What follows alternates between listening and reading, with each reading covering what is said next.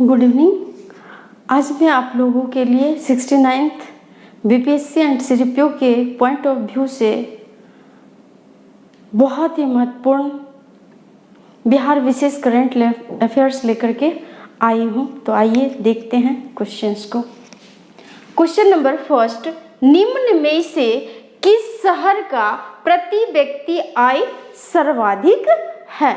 Option number first Sheohar, second Patna, third Muzaffarpur and option number fourth इनमें से कोई नहीं या एक से अधिक। हमारा सही आंसर होगा Patna, option number B.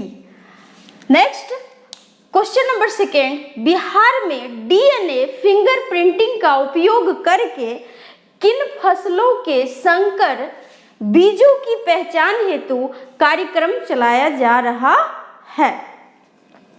Option number A मक्का, बी धान, सी दोनों एंड ऑप्शन नंबर डी कोई नहीं।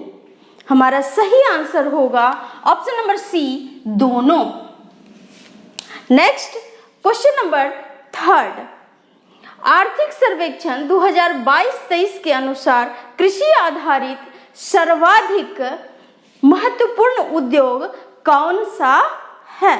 ऑप्शन नंबर ए चीनी उद्योग, कॉमा डेयरी ऑब्लिक गव्य उद्योग, ऑप्शन नंबर बी चीनी उद्योग, कॉमा जूट उद्योग, ऑप्शन नंबर सी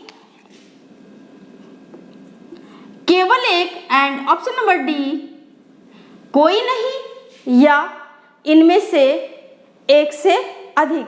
हमारा सही आंसर होगा ऑप्शन नंबर ए चीनी उद्योग एंड डेयरी, जिसे गव्य उद्योग भी कहा जाता है।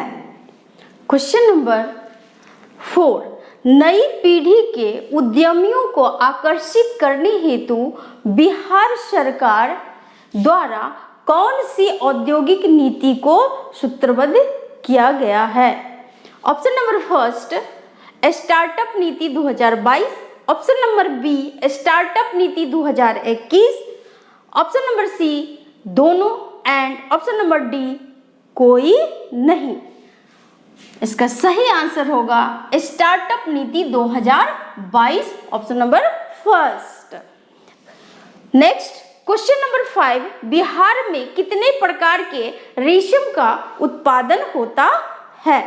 Option number first 3, option number B 4, option number C दोनों में से एक, ऑप्शन नंबर डी कोई नहीं। हमारा सही आंसर होगा ऑप्शन नंबर ए 3। मैं आपको बता दूं कि बिहार में 3 प्रकार के रेशम कौन कौन है? मलबरी, तसर और अंडी। ओके। क्वेश्चन नंबर 6, अंडी रेशम का उत्पादन बिहार में कहाँ होता है?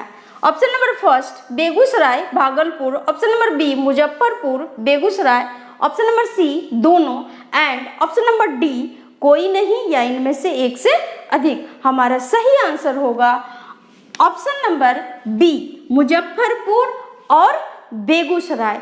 जैसे इंडिया में इरी रेशम का उत्पादन होता है, उसी तरह से आपको ध्यान में रखना है इरी और अंडी दोनों मिलता जुलता है, इसलिए बिहार में अंडी, मलबरी, तसर और अंडी।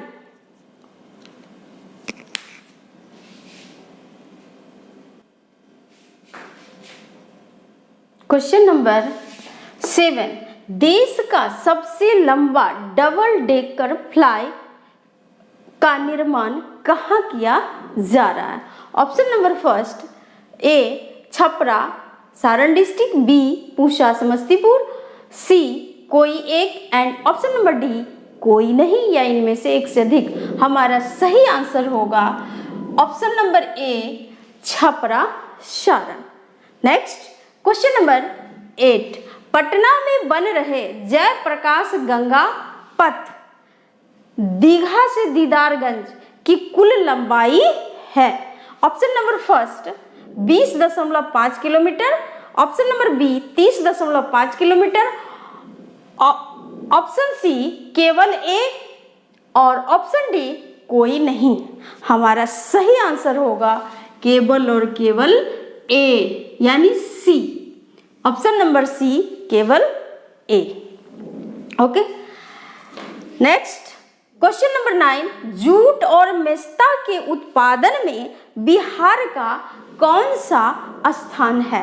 ऑप्शन नंबर ए प्रथम, ऑप्शन नंबर बी दूसरा, ऑप्शन नंबर सी तीसरा एंड ऑप्शन नंबर डी कोई नहीं। हमारा सही आंसर होगा ऑप्शन नंबर बी दूसरा। नेक्स्ट क्वेश्चन नंबर 10, गेहूं के सर्वाधिक उत्पादन और उत्पादकता वाले राज्य क्रमशः हैं? ऑप्शन नंबर ए रोहतास पश्चिमी Champaran, option number B Rohtas Begusarai, C दोनों एंड ऑप्शन नंबर डी कोई नहीं या इनमें से एक से अधिक। हमारा सही आंसर होगा ऑप्शन नंबर बी रोहतास और बेगूसराय। मैं अपनी पिछले क्लास में आप लोगों को बताई थी कि चावल के और गेहूं के दोनों के उत्पादन में रोहतास का प्रथम स्थान है और गेहूं के उत्पादन में रोहतास का प्रथम, लेकिन उत्पादकता में बेगूसराय का प्रथम स्थान है। मैं आपको अपनी पिछली क्लास में उत्पादन और उत्पादकता को भी बताई थी कि उत्पादन और उत्पादकता क्या होता है। मेरी पिछली क्लास को आप देख लीजिएगा, आपको अच्छे से समझ में आ जाएगा। क्वेश्चन नंबर 11, बिहार में सर्वाधिक लिंगानुपात वाले 3 जिले कौन से हैं? Option number first Gopalganj, Munger, Patna, option number B Gopalganj, Siwan, Saran and option number C कोई नहीं। हमारा सही आंसर होगा option number B Gopalganj, Siwan और सारण। मैं आपको बता दूं कि बिहार में सर्वाधिक लिंगानुपात गोपालगंज का है 1021 और सबसे कम लिंगानुपात किसका है? तो सबसे कम लिंगानुपात मुंगेर का है। ये कितना है? तो 876। Okay, next question number 12, Bihar में सर्वाधिक साक्षरता वाले 3 जिले कौन कौन से हैं?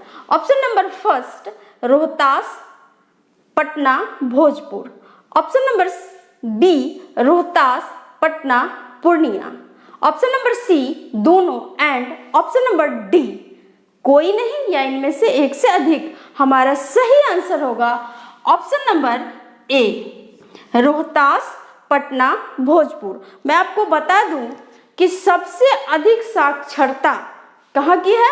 रोहतास की, कितना? 73.4% और सबसे कम साक्षरता बिहार में पूर्णिया का है। वो कितना? 51.1%, कहीं कहीं पर दिया रहता है 51.2%। Okay, next question number 13, ई-अश्विन portal किससे संबंधित है?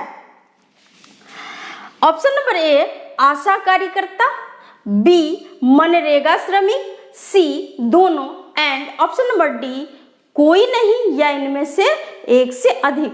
हमारा सही आंसर होगा ऑप्शन नंबर ए आशा कार्यकर्ता। मैं आपको बता दूं कि ई-अश्विन पोर्टल बिहार सरकार का है और इस पोर्टल के द्वारा बिहार में जो आशा कार्यकर्ता है उनका जो वेतन है सीधे उनके खाते में डाला जाएगा। Okay, next question number 14, Bihar नगर पालिका संशोधन अध्यादेश 2022 के संबंध में कौन सही है?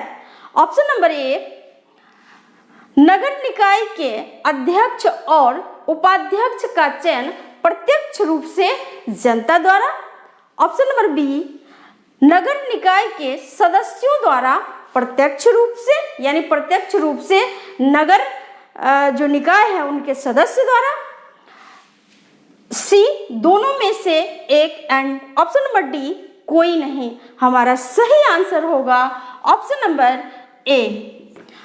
नगर निकाय के अध्यक्ष और उपाध्यक्ष का चयन प्रत्यक्ष रूप से किसके द्वारा? जनता द्वारा। पहले क्या होता था? तो ऑप्शन जो बी है, नगर निकाय के सदस्य द्वारा।